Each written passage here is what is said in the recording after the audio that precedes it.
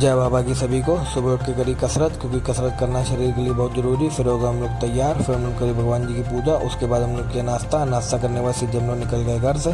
रास्ते में देखा आज मेट्रो काम चल रहा था बहुत तेज, तब तक मैं आ गई हमारी ऑटो में बैठ के सीधे हम लोग निकल गए काम किए।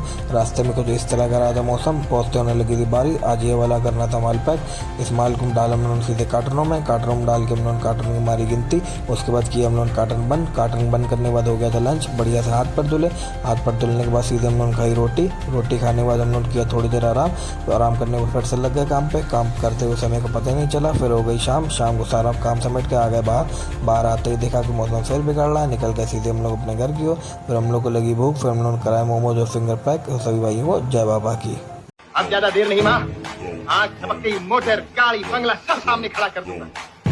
तुझे नहीं मालूम माँ, तूने बेटा नहीं अलादीन का चिराग पैदा किया। जरा 10 रुपए का एक नोट देना।